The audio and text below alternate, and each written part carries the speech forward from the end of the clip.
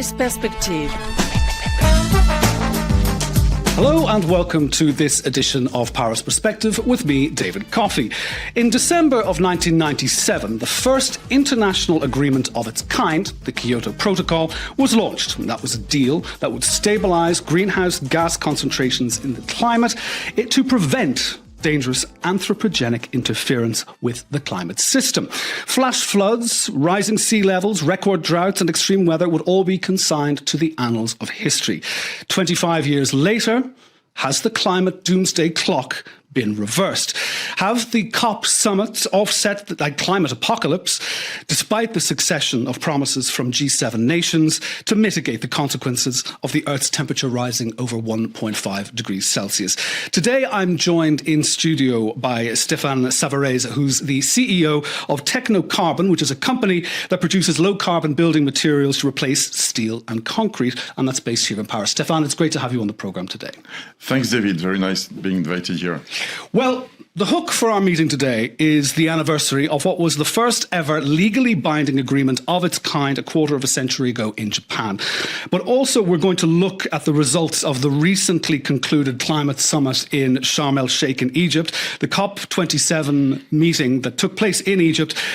At that meeting, UN Secretary General Antonio Guterres called for an end to what he called a toxic cover-up by companies who claim to be carbon net zero if they invest in new fossil fuels, cause deforestation, or offset emissions instead of reducing them. Now, he condemned what he called bogus net zero pledges that cover up massive fossil fuel expansion, and that is responsible for a toxic cover-up that he said that could push our world over the climate cliff. This is also known to you and I as greenwashing, and part of the greater scheme of greenwashing.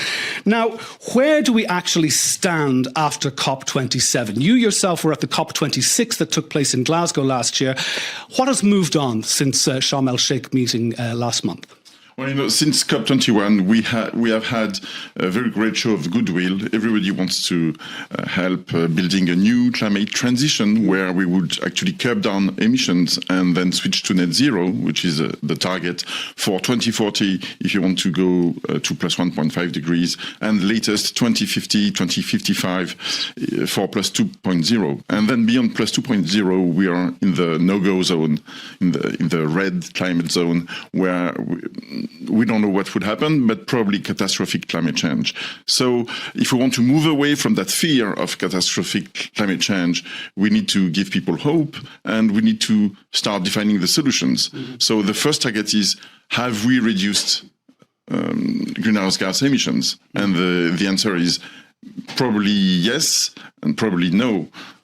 We will have a few years coming from now where the emissions will go up and down because we have the goodwill, but we haven't got our act together. Mm-hmm. And this is the big focus of the next few years, which is how do we get our act together on climate change? And that brings me actually to a point that Mary Robinson, the former Irish president, who is also the head of the elders group of states, men, women, statespeople, you could say, she was very vocal in saying that we have to change the message on climate change, that if we keep on pushing for catastrophe, for disaster, for cataclysmic events, people are just going to throw their hands in the air and not make the effort. They're saying, look, we're already done for. How do you think that message can be changed? And is it because, I mean, let's just say you're one individual small player among a whole field of players. Can you all get on message on the same time with the same focus? The field has been very divided. Some people were saying, oh, it's too late for plus 1.5, which is really the bad message about climate change. It's not true. We have a choice, and the choice is don't choose extinction. That would be stupid. Okay. If you say, oh, it's not possible and we just give up, then we choose extinction. And that's not the clever choice.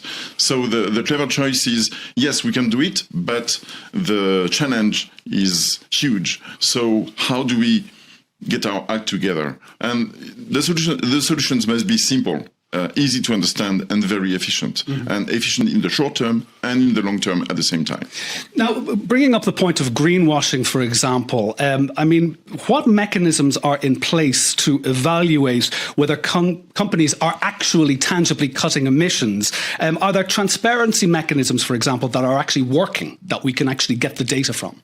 Well, we've got new data from an organization named Climate Trace, which is a coalition of organizations, and a company named What Time has done a tremendous job of proving that, first, our estimates on greenhouse gas emissions are too optimistic. There are 200 countries, and all the countries have underestimated their emissions for years. So the message, which is, oh, we may have curbed down emissions, in fact, no, we haven't, because we just discovered, and that comes from satellite measurements, a new satellite system has been used to measure the actual emissions. And the actual emissions in every country are larger than what all the countries have declared.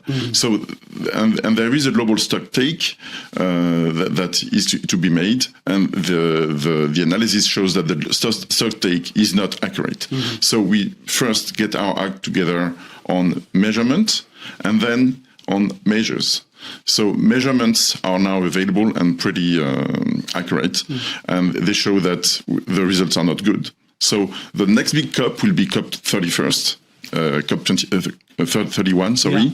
And since COP 26, what has happened is that everybody has agreed that the target is plus 1.5. This means that we must switch to net zero before 2040. Not 2050. So this means that we even have a bigger challenge than what everybody thought to tackle. And the solution is very simple. You must stop coal earlier than what had been anticipated. You must put a fair price on carbon, and you must decide that tree planting, forest protection, and switching to non-fossil fuels is a priority, and this hasn't been done. Yes, I mean, indeed, there have been concerns that some firms haven't exactly aligned their efforts with climate science. I mean, they're failing to account for emissions from key activities that they do, and or they say that they're making up for pollution today with carbon credits and activities like tree planting. But what's the point of planting trees if you're the one who's ripping them out of the ground? So, am I right in saying essentially that multinationals, as they stand, or let's just say multinationals that are involved in deforestation, who are really the big perpetrators of greenwashing, that they're essentially running to stand still when it comes to carbon neutrality? They're not making any progress. Yes, both corporations and government are not making progress. When the G20 is arguing that TCFD, those new rules about climate accounting can change the situation, it's not true. The only thing that can really change the way business is done is putting a price on carbon. Yes. And it's not because they have to do some climate change reporting that is going to change their strategy and the way the accounting is done. Yes, climate accounting. I like that. That's a very good. That will stay in my head. Now we're also talking today, as we the hook for our meeting is the 25th anniversary of the Kyoto Protocol on Sunday. Now moving on from that really laid the foundations for the 2015 Paris Agreement, which did lay bare the ambitious aim of limiting global warming, as we said, to 1.5 degrees Celsius. But the Paris Agreement, it hasn't really gathered the traction that everyone expected back then. We see the images of all of the world leaders. It was almost like Neville Chamberlain coming off the plane from Berlin. They were all very happy with themselves. With peace in our time, the world would be saved. What do countries need to do to actually get the Paris Agreement adhered to? There have been two remarkable achievements since COP21. At COP26, the fact that everybody agreed that the objectives was plus 1.5 degrees Celsius, which was kind of fuzzy in the conclusions of the Paris Agreement, because at that time, many countries did not agree with that. Yeah. So the agreement has been reached in Glasgow last year. At COP27, we have the loss and damage agreement, which is yet to be implemented and so on, but it is at least a global agreement that something should be done about it, and to help And the loss and damage agreement, of course, this is about helping countries that are directly affected by climate change. Let's say in Polynesia, for example, where you have these small countries with rising sea levels who are going to be wiped off the map if nothing is done.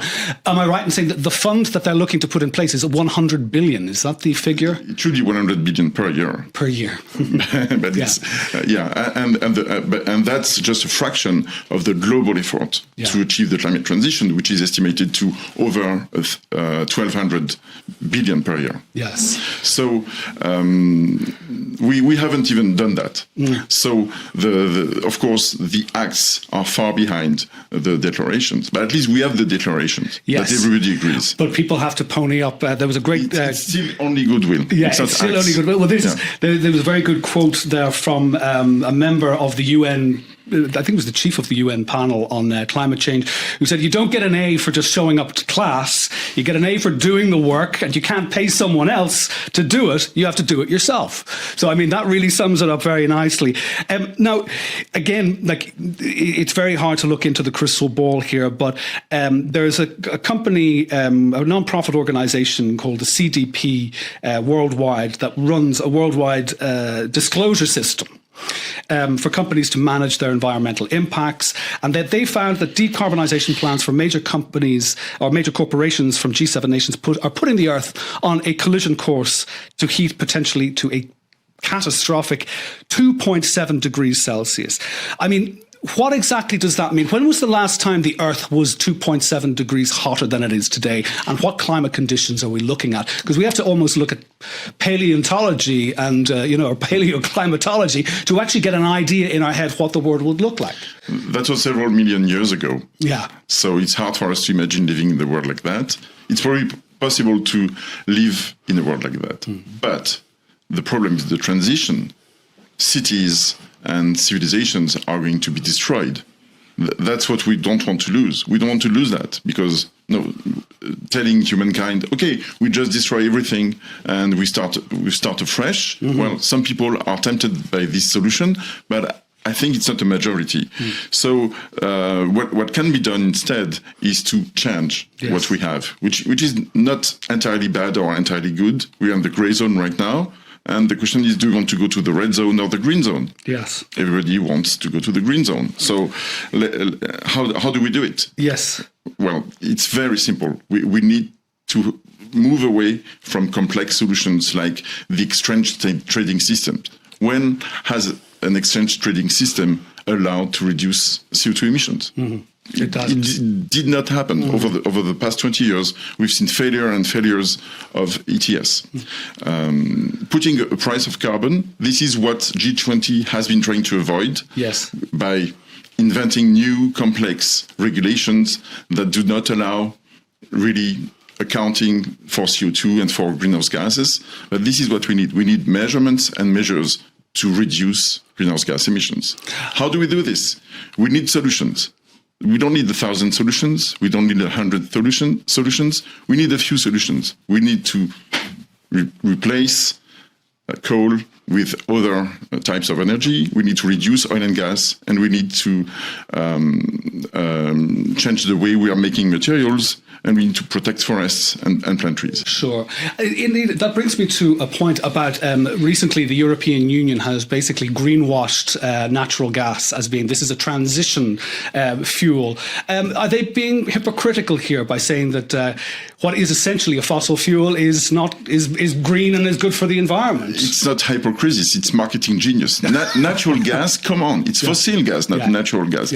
Everything is natural, right? Uranium Coal is natural, exactly. Okay? Coal is natural, okay? It is a great gift to humankind. This is what has enabled this radio studio to exist. Yes. So we don't criticize the fact that fossil fuels have been used. We criticize the fact that from the day we knew that this was a mistake, we have to stop it. Yeah. And this is what we did not manage to do. We've saying since Kyoto, 25 years ago, oh, this might be a mistake. And then COP21, how many years ago? 7 years ago. Yes, 7 years ago. Okay, we said we have to stop. Have we stopped? No. Yeah. We just managed, but there have been achievements. Countries like China or India who first said, oh, we're going to stop coal in 2070 or 2060.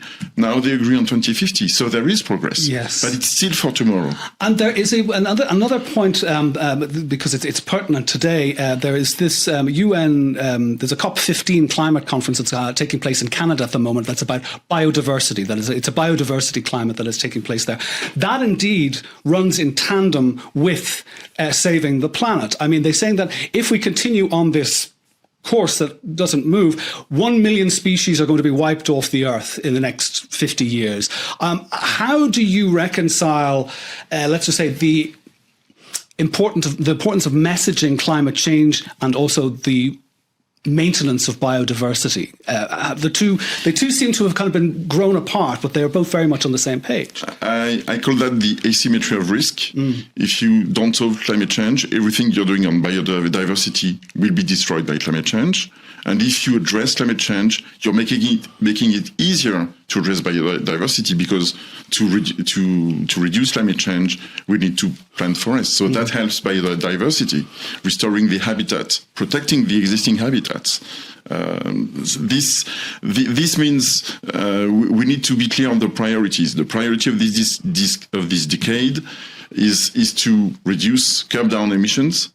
But next decade is about net zero. Net zero in 2040. It's not carbon neutrality in 2050 anymore. We know that. Yes. Climate Trace has shown that we are moving too slowly and that we have been too optimistic on the carbon budget. Absolutely. Now, Stéphane, just to wrap up our conversation today, it was also remarked by, during the COP in Sharm el-Sheikh, that indeed small actions by groups such as Technocarbon, yourself, working in unison, could even have a greater impact on mitigating climate change sector by sector, rather than these big agreements such as the 2015 Paris Agreement. Now, does every gesture, and this is also, as you say, about marketing here, does every gesture towards reducing our carbon footprint make any impact on the global scheme of things? Yes, we need both. From home to work to it's not the same building people. materials. It's not the same people. We are millions of people working on this now, and this is the first achievement, which is mobilizing millions of people in the climate transition. But now everyone at their level have their way of acting on that, and one person does not need to do everything. But all the people need to do everything. Yes, everybody has to pull their weight and do their bit. So do what you can at your level. That's the first message. Okay, Stéphane Saヴa Réze, CEO of Technocarbon, thank you very much for joining me on Paris Perspective today. Thank you, David. And thank you for joining us. And remember, you can get all of our back catalogue of Paris Perspective on RFI English/podcasts, or indeed wherever you get your podcasts. Have a great day, and we'll be back in the new year.